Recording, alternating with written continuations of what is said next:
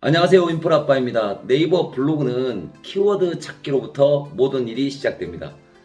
초보분들 또는 상단 노출 안 되는 분들은 키워드 찾기를 제대로 하지 못했을 가능성이 꽤 높기 때문에 지난 시간에 이어 오늘은 또 다른 방법의 키워드 찾기를 말씀드리도록 하겠습니다. 구독과 알림 설정은 제게 큰 힘이 됩니다.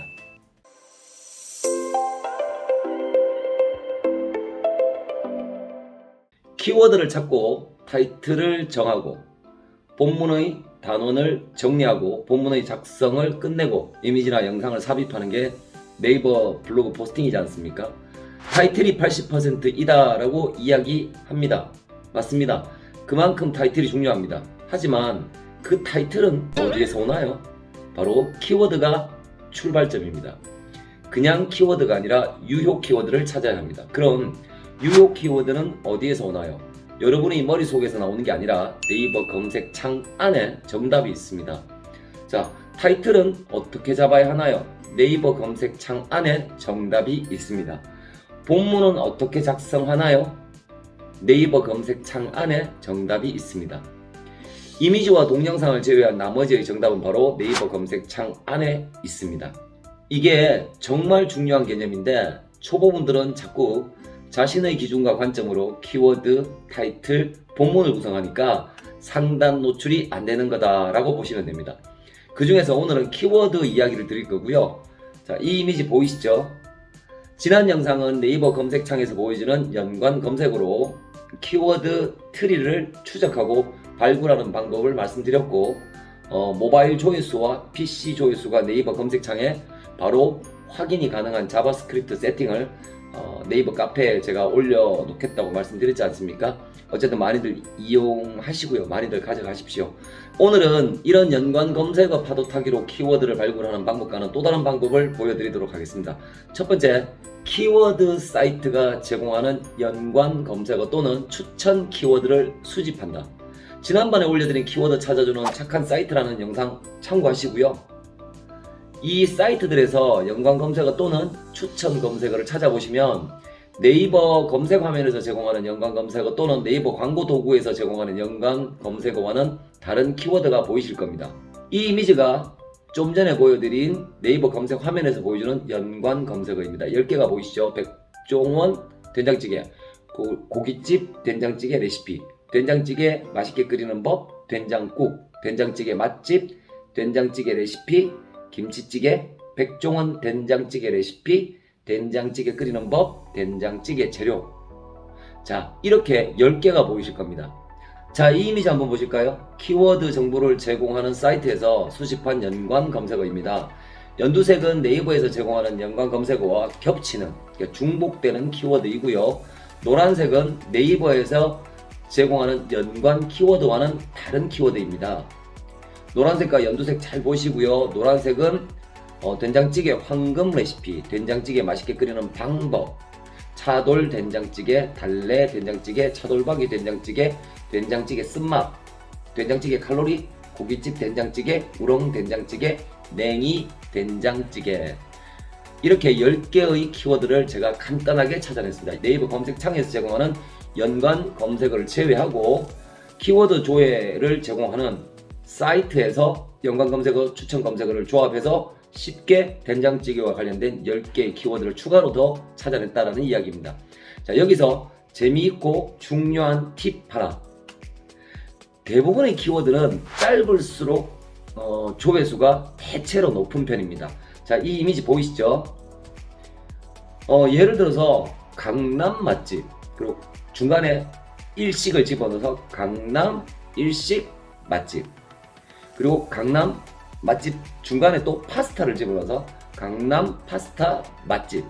자, 이렇게 했을 때 이 이미지처럼 강남 맛집이라고 하면 약 조회수가 13만 정도가 나오네요.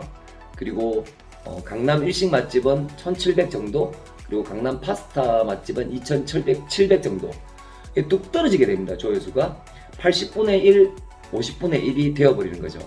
길어지면 대체로 조회수가 낮아진다는 거죠. 아무래도 짧은 걸 검색하는 게 낫겠죠. 그런데 된장찌개를 끓일 때는 이야기가 달라집니다. 자, 이 이미지처럼 된장찌개 끓이는 법 13,000 정도 나오고요. 조회수가. 맛있게라는 세 글자가 더 들어간 거예요. 된장찌개 맛있게 끓이는 법은 오히려 61,000조회가 넘어갑니다. 된장찌개 맛있게 끓이는 법이라는 키워드에 한 글자를 더 넣어서 된장찌개 맛있게 끓이는 방법, 법과 방법의 차이죠. 이 한 글자만 더 넣었을 뿐인데 조회수는 10이 되어버립니다. 즉 포스팅할 필요가 없는 무의미한 키워드가 되어버린다는 이야기입니다. 김치 담그는 법과 김치 맛있게 담그는 법은 정반대입니다.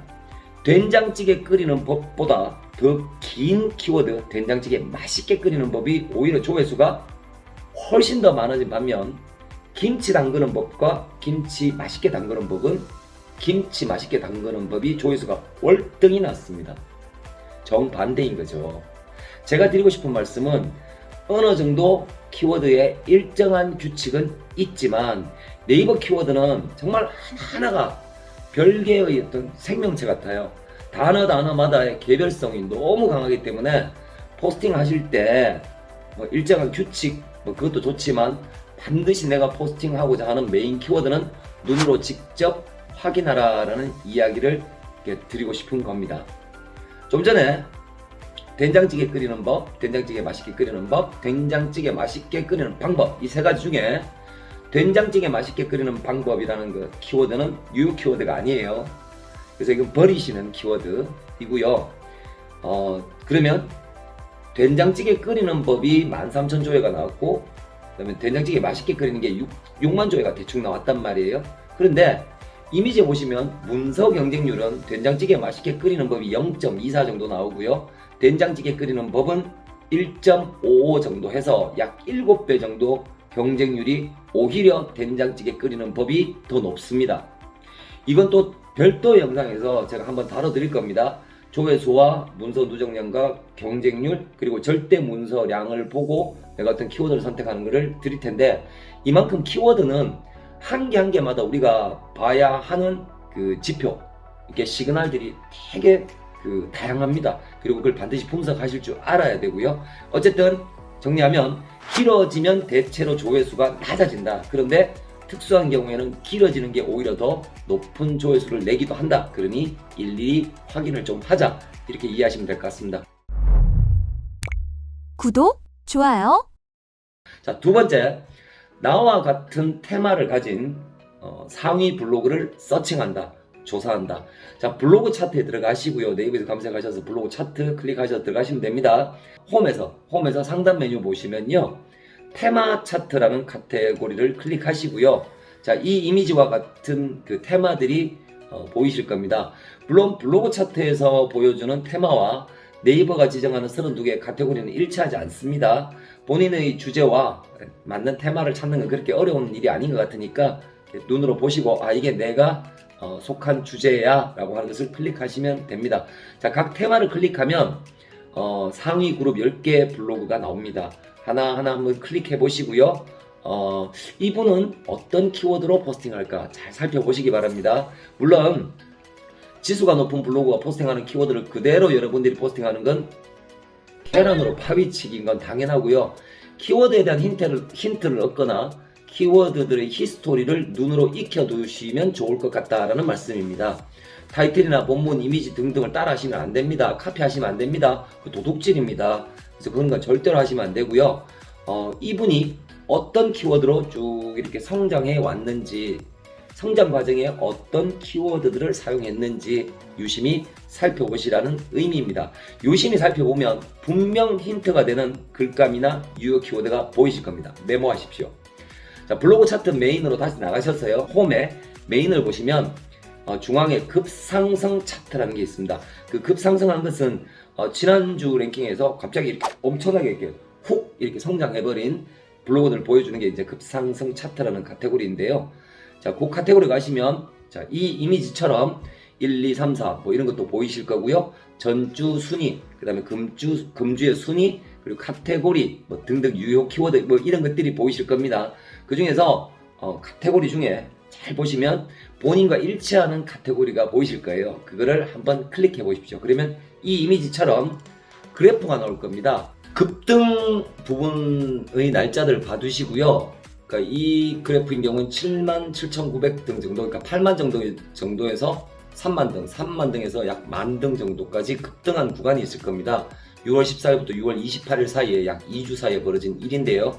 이 해당 구간에 이 해당 블로그가 어떤 키워드로 포스팅했는지를 잘 살펴보시고요.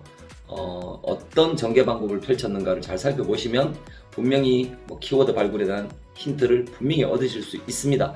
자, 굳이 블로그 차트가 아니어도 여러분께서 포스팅하다 보면 상단에 노출되어 있는, 그러니까 키워드마다 상단에 노출되어 있는 블로그들이 보이실 겁니다. 중복되는 경우도 많고 또 잘 안 보이는 블로그들이 또 새로 보이기도 하고, 노출되어 있는 그 블로그들이 보이실 거고요. 그 블로그를 방문을 해서 어떤 키워드들로 최근에 발행을 했는지, 어떤 키워드들을 선택을 했는지, 어떤 키워드들을 이제 많이 쓰는지 등등 해서 조금만 유심히 보시면 그분의 블로그를 통해서 여러분이 많은 힌트를 가져가실 수 있습니다. 구독, 좋아요. 자, 세 번째, 키워드 검색과 태그 파도 타기. 자, 이게 무슨 말이냐면요, 여러분과 관련 있는 키워드를 네이버 검색창에 실제로 검색을 한번 해보시고요. 검색 결과 보여지는 블로그들이 태그를 눈여겨보십시오. 썸네일 바로 밑에 보시면 태그들이 있겠죠. 어떤 분은 뭐 태그 1개, 어떤 분은 2개, 어떤 분은 5개, 어떤 분은 많은 분은 7, 10개도 하시는 분이 있단 말이에요. 그 태그를 눈여겨보십시오. 자동 완성과는 좀 다르고요. 연관 검색어와도 좀 다른 태그들이 종종 보이실 겁니다. 이거는 상단 노출, 뷰단 4위, 5위 이렇게 하지 마시고요. 한참 내리셔도 됩니다.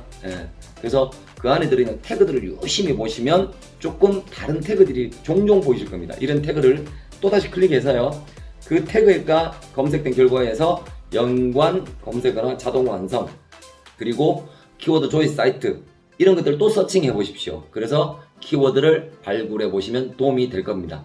자, 정리하면 자동 완성, 연관 검색어, 조회 사이트, 블로그 차트, 태그 등등 키워드를 발굴하는 여러 가지 방법의 예시를 말씀드렸는데요.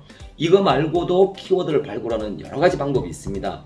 자, 어떤 방법으로 발굴을 하느냐가 아니고요. 더 중요한 개념은 키워드는 떠오르는 게 아니라 찾는 거다라는 개념으로 빨리 바꾸셔야 됩니다. 자, 이렇게 다양한 방법을 통해서 수집된 키워드를 모두 포스팅할 수는 없습니다. 지금 써도 되는 키워드가 있고, 나중에 써야만 하는 키워드가 있고, 잊어버리고 버려야 하는 키워드를 잘 구분하셔서요, 반드시 문서로 정리해 두셔야 합니다. 볼펜으로 메모를 하시든 엑셀 파일로 저장하시든 분명히 이게 자신의 재산이기 때문에 꼭 리스트를 작성해 주시고요. 수집한 키워드를 분류하는 방법, 그리고 분류한 키워드를 가공하는 방법, 가공한 키워드의 포스팅 순서를 정하는 방법, 순서가 정해진 키워드에 대해서 타이틀을 작성하는 방법, 그리고 정해진 타이틀에 맞는 본문 구성과 전개 방법, 그리고 해당 키워드에 대한 자료 조서와 이미지 편집, 동영상 편집, 모먼트까지 이 프로세스를 여러분이 마스터 하셔야 상단 노출 확률 95%의 주인공이 되십니다. 위에 있는 방법들을 한 번의 영상으로 끝낼 수는 없고요. 길어도 너무 길지 않겠습니까? 장편 영화가 되겠죠. 그래서 오늘은 아쉽지만 여기서 마무리를 해야 할 것 같습니다. 마지막 말씀. 모든 정답은 내 머리가 아니라 검색창에 있다. 이 말 정말 꼭 기억하셔야 합니다. 자, 아래쪽에 서백균 아카데미 카페 링크와 오픈 채팅방 링크가 있습니다. 언제든지 오셔서 함께 공부하시고 궁금한 점 질문 주시면 빨리 성실하게 답변 드리도록 하겠습니다. 오늘도 좋은 하루 되십시오.